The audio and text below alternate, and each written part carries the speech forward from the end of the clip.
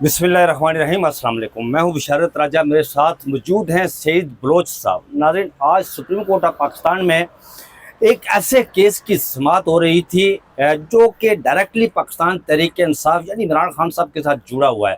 वो केस था मखसूस नशिस्तों के हवाले से।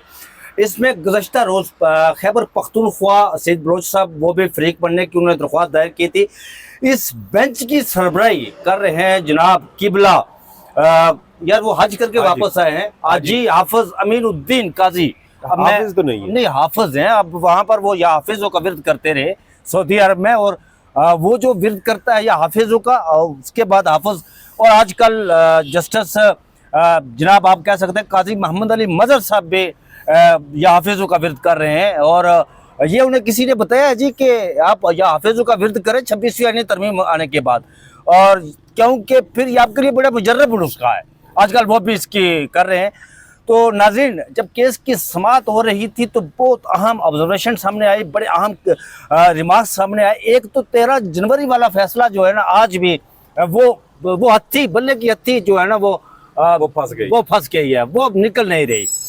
जस्टिस जमाल मंदोखिल। अब होता तो ये है कि जब फैसला दिया जाता है तो जजेस हमेशा सईद बलोच साहब अपने फैसले का दफा करते हैं, लेकिन यहाँ पर कोई कहानी बड़ी उल्ट नजर आ रही है। लेकिन आज जस्टिस मोहम्मद अली मजहर ने भी ये कहा जी कि पाकिस्तान तहरीक इंसाफ 13 जनवरी को जो फैसला दिया था, पाकिस्तान तहरीक इंसाफ सियासी जमात थी, है और रहेगी। ये बात उन्होंने की आज। सईद बलोच साहब, आप अगर इजाजत दें तो मैं थोड़ा सा आज के जो अहवाल हैं उसका वो थोड़ा सा मैं पढ़ लूँ। फैसल सिद्दीकी साहब जो पाकिस्तान सुन्नी दाद कौंसिल के जो वकील हैं, उन्होंने आज दलाइल दिए, और दलाइल देते हुए उन्होंने बहुत सारी अहम बातें सामने रखी हैं। उन्होंने एक तो ये कहा कि फैसला 13 जनवरी को आया, कागजात नामजदगी दिसंबर में जमा हुए, तब भी कुछ उम्मीदवारों ने आज़ाद हसीयत दिखाई। ये कहना था जस्टिस जमाल मंदोखेल का। बेंच का सवाल तो ये है, इंतखाबी निशान लेकर भी पीटीआई जमात तो मौजूद थी, ये जस्टिस मोहम्मद अली मजहर ने अपने रिमार्क्स में कहा। इलेक्शन कमीशन ने 22 दिसंबर 2023 को पीटीआई से इंतखाबी निशान ले लिया था, जो वो बड़ा मशहूर फैसला था। ये फैसला सिद्दीकी साहब ने कहा। आपका तनाज़ा तो यह है कि आज़ाद उम्मीदवारों ने सुन्नी इत्तेहाद कौंसिल को ज्वाइन कर लिया। जैसे अमीनुद्दीन खान जो बेंच के सरबराह हैं जनाब, उन्होंने ये कहा सुन्नी इत्तेहाद कौंसिल का हक के दावा मसला नहीं है। ये फैसल सिद्दीकी साहब ने कहा, मैं सुन्नी इत्तेहाद कौंसिल ना ही पीटीआई का हामी हूँ, बल्कि मैं सुप्रीम कोर्ट के अक्सीती फैसले की हमायत कर रहा हूँ। ये फैसल सिद्दीकी साहब जो सुन्नी इत्तेहाद कौंसिल के वकील हैं, वो दलाइल देते हुए ये कह रहे थे। जस्टिस सलाउद्दीन पवर ने कहा, जो नाइंसाफी सुप्रीम कोर्ट ने पहले की उसका मदावा मखसूस नशिस्तों के फैसले ने किया है। यानी उन्होंने ये मान लिया है कि जो बल्ले वाले फैसले में नाइंसाफी हुई, उसका मदावा सुप्रीम कोर्ट ने जो फैसला दिया था जुलाई 2024 में, वो मुताबा किया है। 12 जुलाई। इलेक्शन एक्ट रूल 94 को काला दम करार दिया गया कि रिटर्निंग अफसर आज़ाद डिक्लेयर नहीं कर सकता। जस्टिस जमाल मंदोखेल का यह कहना था, जब रिटर्निंग अफसर को अख्तियार नहीं तो सुप्रीम कोर्ट को कैसे है कि आज़ाद उम्मीदवारों को पीटीआई करार दे। जस्टिस जमाल मंदोखेल ने कहा। इसका जवाब जस्टिस अमीनुद्दीन और जस्टिस जमाल मंदोखेल के एक फैसले में है। ये फैसल सिद्दीकी साहब जो वकील थे सुन्नी इत्तेहाद कौंसिल, उन्होंने कहा, हमने ये तस्वर किया कि तहरीक इंसाफ के 39 उम्मीदवारों ने ये पाकिस्तान तहरीक इंसाफ को ज्वाइन किया। ये कहना था जस्टिस जमाल मंदोखेल का। टाइम लाइन तो आपने भी तब्दील की है, ये फैसल सिद्दीकी साहब ने कहा जी। जस्टिस जमाल मंदोखेल का कौन सी टाइम लाइन तब्दील हुई, जस्टिस जमाल मंदोखेल ने ये पूछा, तो उन्होंने कहा कि कागजात नामजदगी के हवाले से टाइम लाइन में तब्दीली हुई। ये फैसल सिद्दीकी साहब ने उन्हें बताया, और ये भी कहा, अपने फैसले में अगर कुछ गलती कर गया हूँ तो मैं उसकी करेक्शन यानी उसकी इस्लाह करूंगा, उसको दुरुस्त करूंगा। ये जस्टिस जमाल मंदोखेल ने कहा। हम तो आपके जजमेंट को डिफेंड कर रहे हैं, उसका दफा कर रहे हैं। ये फैसल सिद्दीकी साहब ने कहा, वो जजमेंट वही थी। नाज़रीन, आपको बता दें कि इसका चले मैं सईद बलोच साहब से पूछूंगा कि ये जजमेंट वही है सईद बलोच साहब के, जो अक्सर ये कहा जाता है कि जो जस्टिस मंसूर शाह का फैसला था वो 8-5 की निस्बत तरासब से आया था, लेकिन असल में वो फैसला 11-2 के तरासब से आया था। देखिए उसमें जो बात है ना कि पाकिस्तान तहरीक इंसाफ सियासी जमात है या नहीं, तो पीटीआई को एज अ पॉलिटिकल पार्टी तस्लीम करने का फैसला 11 जजेस का है, जिसमें 8 अक्सरियती जजेस जस्टिस जमाल मंदोखेल के साथ साबिक चीफ जस्टिस काजी फायज ईसा, जिनका अपना एक मुश्तरका इख्तलाफी नोट था, और तीसरे जज हैं जनाब मौजूदा चीफ जस्टिस और उस वक्त जो बेंच में शामिल थे जस्टिस याहिया खान अफरीदी साहब। तो ये 8 अक्सरियती जजेस और 3 ये मिलाकर ये टोटल बन जाते हैं 11 जज। तो ये 11 जजेस का फैसला था कि पाकिस्तान तहरीक इंसाफ एक सियासी जमात है जी। इसलिए जमाल मंदोखेल साहब ने भी अपने इख्तलाफी नोट में जो हल पेश किया वो यही था कि 39 लोग जो शुरू से पीटीआई में थे उनको पीटीआई का कंसीडर करते हुए मखसूस नशिस्तें उनको अलाट करनी चाहिए। तो ये जमाल मंदोखेल साहब और काजी फायज ईसा ने जो इख्तलाफी नोट दिया उसके मुताबिक टोटल चूँकि कौमी असम्बली की 23 सीटें हैं तो 23 में से तकरीबन 12 उस फार्मूले के तहत मिल जाएंगी हुकूमत को और 11 सीटें मिल जाएंगी पीटीआई को।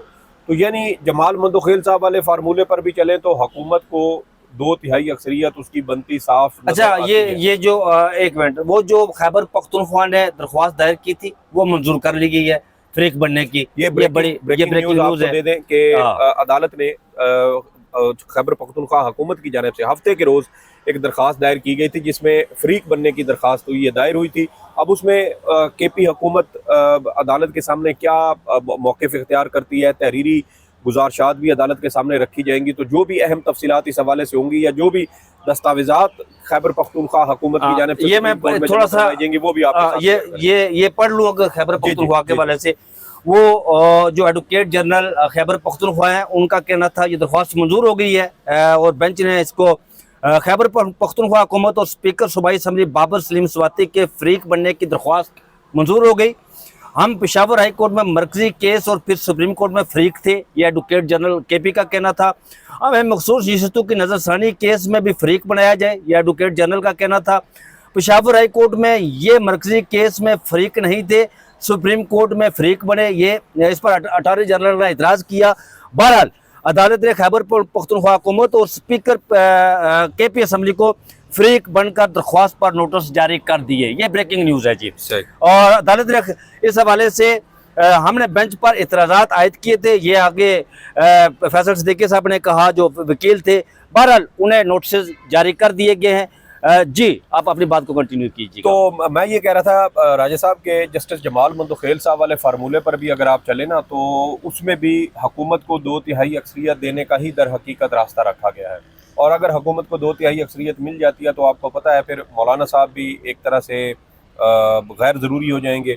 मौलाना साहब आजकल वैसे बहुत ज़्यादा परेशान जाएंगे, जी लटक जाएंगे। तो मौलाना साहब आजकल वैसे बहुत ज़्यादा परेशान है क्योंकि गुज़श्ता दिनों पब्लिक अकाउंट्स कमेटी के चेयरमैन जुनैद अकबर साहब की जानिब से मौलाना साहब के साहबजादे की मुबैना करप्शन जो गुज़श्ता पीडीएम दौर था 10 अप्रैल 2022 से मवासलात के वजीर थे, तो उनके हवाले से ये खबर सामने आई थी पब्लिक अकाउंट्स कमेटी में कि उन्होंने पैसे लेकर लोगों में मुलाजमतें बांटी जिसमें से बहुत सारे लोग ऐसे थे जो मेयार पर पूरा नहीं उतरते थे। नैब को केस भेजा गया था, नैब को भेजा गया था और बल्कि कुछ ऐसे भी थे जिसमें उनके जो कागजात थे वो भी जाली थे।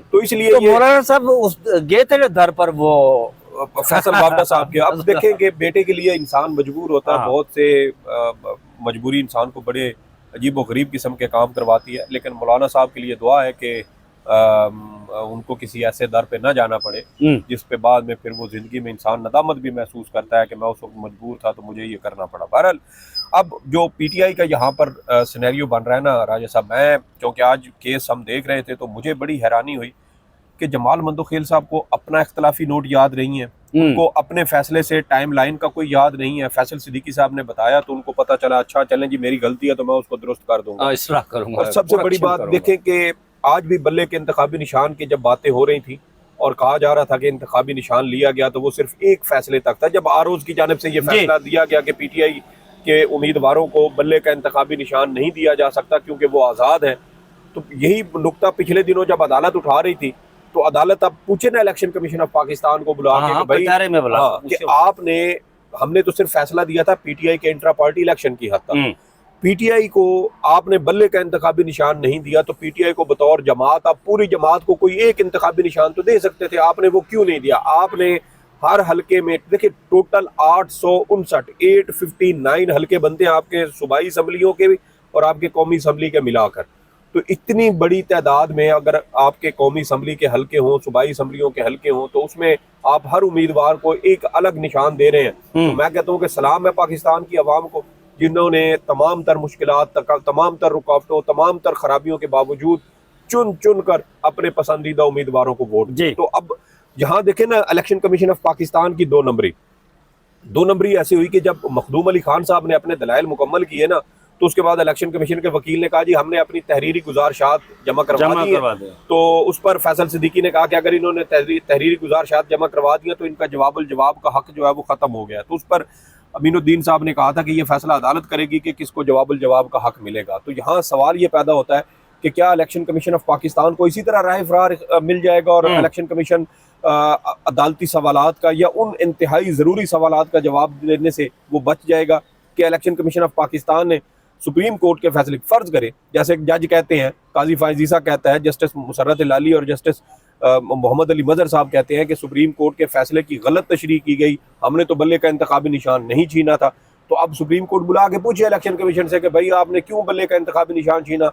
वैसे मरकजी केस में जब काजी फायज ईसा और दीगर जजेस ने यह सवाल उठाया था तो सिकंदर बशीर महमद जो उस वक्त रोस्टम पर खड़े थे, उन्होंने कहा था कि हमने सुप्रीम कोर्ट के वकील थे, उन्होंने कहा कि हमने सुप्रीम कोर्ट के फैसले की कोई गलत तशरीह नहीं की, आपने जो फैसला दिया हमने मिनोवन उस पर अमल दरामद कर दिया, आपने बल्ले का इंतखाबी निशान छीना था तो हमने उनसे ले लिया, अब आप उसका बोझ हमारे ऊपर डालें।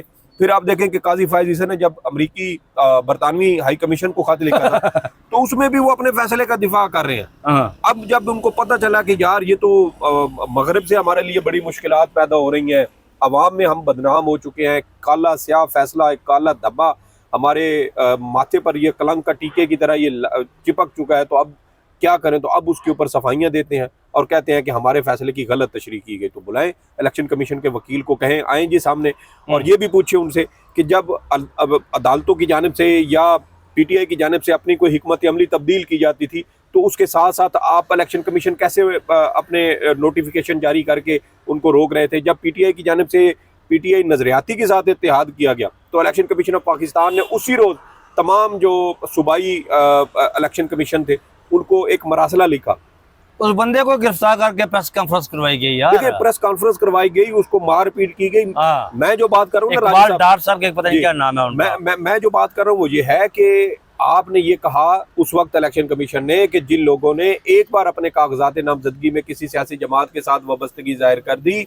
वो किसी दूसरी सियासी जमात के साथ अपनी वाबस्तगी जाहिर नहीं कर सकते। और ये किस वक्त हो रहा था?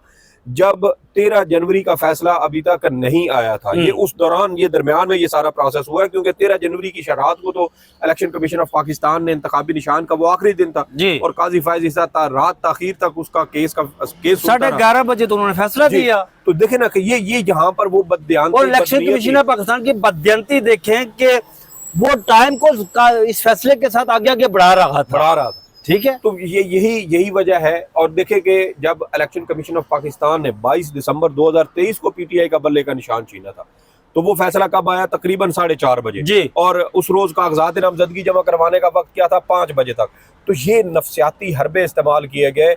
बददियानती कभी भी आप डॉक्यूमेंट्स के जरिए साबित नहीं कर सकते। बददियानती हमेशा जो सीरीज ऑफ इवेंट्स होते हैं ना, आप उनसे इस्टेब्लिश करते हैं कि पहले ये काम हुआ, उसके बाद PTI ये काम कर रही थी तो उसके आगे इलेक्शन कमीशन ने ऐसे रास्ता रोका, PTI ने इससे बच के इस साइड पे जाने की कोशिश की तो इलेक्शन कमीशन ने वहां से भी आगे से जाकर रास्ता रोका। अच्छा सैयद बलोच साहब, एक मुझे ये बताएं कि यार आज जब केस की समाअत हो रही थी, दुनिया भी देख रही थी, लाइव जा रहा था, शायद कुछ लोग ने ना देखा हो, मैं आपसे ये जानना चाहता हूँ कि जस्टिस मोहम्मद अली मजहर जो उस फैसले, मरकजी फैसले में उन्होंने साइन किए हुए थे, मुख्तसर फैसले में जो तफसीली फैसला आया उस पर वो जस्टिस मंसूर शाह के साथ खड़े थे, आज वो कुछ और कहानी वो पढ़ रहे थे। राजा साहब वो अपनी CV को गोटा किनारी कर रहे हैं। अच्छा। वो उसको फूल बूटियां उस पे लगाते रहते हैं और 26वीं आईनी तरमीम के बाद, 26वीं आईनी तरमीम के बाद, क्योंकि अब उनको उम्मीद है कि मैं 2027 में चीफ जस्टिस पाकिस्तान बन सकता हूं। तो ये हमारी अदलिया के जवाल की इससे बड़ी निशानी, इससे बड़ी अलामत और क्या होगी कि अब हमारे जज साहबान बैठ कर, यार आपने उन 8 जजेस के फैसले पर दस्तखत किए, उसके बाद आपने 2 वजाहतें जारी की, उसके बाद आपने अक्सरियती फैसला, तफसीली फैसला जारी किया, उसके ऊपर भी आपके दस्तखत है, आपने सब कुछ किया। आज आप बैठकर कहते हैं कि जज आइन को रीराइट कैसे कर सकते हैं, तो आपने अपने फैसले को कैसे, मतलब कि मैं तो इसलिए कहता हूँ राजा साहब के जस्टिस मुसर्रत इलाली और जस्टिस मोहम्मद अली मदर साहब ये जहनी माजूरी का शिकार हो चुके हैं। और आईन पाकिस्तान में का आर्टिकल 209 की झैली शिक 5 में आप चले जाएं, उसमें लिखा हुआ है कि जब कोई जज फिजिकली या मेंटली वो स्टेबल ना हो, वो अपना काम जारी रखने के काबिल ना हो, तो उस जज को ओहदे से बरतरफ किया जा सकता है। तो जस्टिस मुसर्रत इलाली जिनकी याददाश्त कमजोर हो चुकी है, काजी फायज ईसा के साथ बैठकर अक्सरियती बल्ले के इंतखाबी निशान वाला फैसला दिया। तो बीमार है ना यार, देखिए बीमार है तो फिर रिजाइन कर जाए ना, क्यों आप यहाँ पर लोगों के मुस्तकबिल की जो है वो बर्बादी के लिए बैठी हुई है। जब आप नहीं फैसला कर सकते, जितनी आपकी तनख्वाह है उतनी आपकी पेंशन है, तो जाए मौज करें, याशियां करें, पुरसुकून जिंदगी गुजारें। यहाँ पर आप जानबूझकर लोगों के मुकदमात और उनकी जिंदगियां तबाह करने की कोशिश कर रहे हैं। तो जस्टिस मुसर्रत इलाली साहबा की भी याददाश्त कमजोर है, और वो भी जो है वो बल्ले के इंतखाबी निशान वाले केस में उन्होंने कहा था कि वोट डालना बुनियादी हक है, बाद में कहती हैं कि वोट तो बुनियादी हक है ही नहीं। तो मोहम्मद अली मदर साहब ने 8 जजेस के फैसले दिया, आज कहते हैं कि जजेस कानून को, आइन को कैसे रीराइट कर सकते हैं। तो इन दोनों की याददाश्त हो चुकी है कमजोर, इनको अपने फैसले याद नहीं है। और आज वकील फैसल सिद्दीकी साहब की जानिब से आज भी जजेस को, और मजे की बात क्या, मुझे फैसल सिद्दीकी साहब की जो आज समात हम पिछले कुछ दिनों से भी कवर कर रहे हैं, फैसल सिद्दीकी साहब की सबसे बेहतरीन चीज ये है कि वो उस अक्सरियती फैसले से बाहर जा ही नहीं रहे। वो उसी पर वो बात कर रहे हैं। जो सवाल जज साहबान जज साहबान की जानिब से किया जाता है, वो कहते हैं आपके फैसले में लिखा हुआ है, अक्सरियती फैसले में। उन्होंने कहा कि मैं अपनी जमात सुन्नी इत्तेहाद काउंसिल का भी, उसकी भी हिमायत नहीं करता, मैं पीटीआई की हिमायत भी नहीं करता, मैं आपके फैसले को डिफेंड कर रहा हूँ। और आपने शुरू में जो बात की, हम ऊपर बैठे थे प्रेस रूम में, तो हम वहां पर भी यही डिस्कस कर रहे थे कि अदालत कोई भी हो वो अपने फैसले का दिफा करती है, हर सूरत दिफा करती है। यहाँ मामला ही उल्टा चल रहा है, यानी वकील खड़ा होकर फैसले का दिफा कर रहा है और जज साहबान उसमें से कीड़े निकाल रहे हैं। तो आप अपने फैसले को ओन नहीं कर रहे। लेकिन एक बात सैयद बलोच साहब मैं आपको बताऊं कि आज भी बेंच, जब समाअत हुई, बेंच आज भी इस बात पर मुत्फिक है कि पाकिस्तान तहरीक इंसाफ सियासी जमात थी, है और रहेगी। और आज भी बेंच इस बात पर मुत्फिक है कि जो 13 जनवरी का जो फैसला था ना, वो फैसला आज भी 11 जजेस ने, फैसल सिद्दीकी साहब ने कहा कि वो 11 जजेस ने गलत फैसला, उस वक्त कहा कि वो फैसला गलत था, 11 जजेस ने ये बात की है। काजी साहब भी ये कह रहे थे कि हमने जो 13 जनवरी को फैसला दिया उसको इलेक्शन कमीशन पाकिस्तान ने गलत इंटरप्रिएट किया। आज भी ये बेंच यही बात कह रहा है। राज साहब ये सिर्फ राह फरार इख्तियार कर रहे हैं। ये जज साहबान अपने साबिक चीफ जस्टिस को कवर देने की, उसको प्रोटेक्ट करने की कोशिश कर रहे हैं। मैं वही बात कर रहा हूँ ना कि मरकजी केस में काजी फायज ईसा ने कहा था, जो इवन के जस्टिस सतर मिनल्ला साहब ने भी कहा था, जस्टिस जमाल मंदोखेल साहब ने कहा था कि आपने उस फैसले से ये कैसे अखज़ कर लिया कि ये मखसूस जो बल्ले का इंतखाबी निशान है वो पीटीआई को नहीं मिलेगा, तो ये आपने गलत तशरीह किया। तो उस पर अदालत ने, इलेक्शन कमीशन ने साहब ने खड़े होकर कहा था कि हमने आपके फैसले की गलत तशरीह नहीं की। ये अब अपने चीफ जस्टिस को बचाने की कोशिश कर रहे हैं। तो मामला यही है कि काजी फायज ईसा ने बल्ले का इंतखाबी निशान छीना, उसका मकसद यही था। उसके बाद इलेक्शन कमीशन ऑफ पाकिस्तान के आप कंडक्ट उठा के देख ले, अभी काफ़ी सारे जजेस नए हैं, एक बार दोबारा कह दें इलेक्शन कमीशन ऑफ पाकिस्तान को कि 22 दिसंबर 2023 से लेकर 13 जनवरी 2024 तक इलेक्शन कमीशन ऑफ पाकिस्तान की मुख्तलिफ जो इलेक्शन सूबाई इलेक्शन कमीशन हैं उनके साथ जितनी भी खतो किताबत हुई है पीटीआई के मामले के ऊपर, वो सारे नोटिफिकेशन आप मंगवा लें, वो देख लें, आपको पता चल जाएगा कि इलेक्शन कमीशन ऑफ पाकिस्तान एक सियासी जमात को टारगेट कर रहा था। ये सारी चीज़ें इस्टेब्लिश्ड हैं, ये चीज़ें इस्टेब्लिश हुई तो उसकी वजह से सुप्रीम कोर्ट के 8 जजेस ने अक्सरियती फैसले की बुनियाद पर पीटीआई को ये मखसूस नशिस्तें अलाट करने का हुक्म दिया। ये सारी चीज़ें उस अक्सरियती फैसले में शामिल है। और मैं जैसे कह रहा था कि फैसल सिद्दीकी साहब की ये खूबी है कि वो जो भी जज सवाल करते हैं, आपने सवाल किया ये फैसले में लिखा हुआ है, अच्छा आपने सवाल किया ये भी फैसले में लिखा, उन्हीं जजेस का फैसला, उन्हीं जजेस का। और वो जजेस को कह रहे हैं कि खुदा के बंदो, आप यहाँ बैठ कर केस सुन रहे हैं और आप अपना फैसला तक पढ़कर नहीं आए कि अक्सरियती फैसले में क्या लिखो। आज भी यही बात हुई,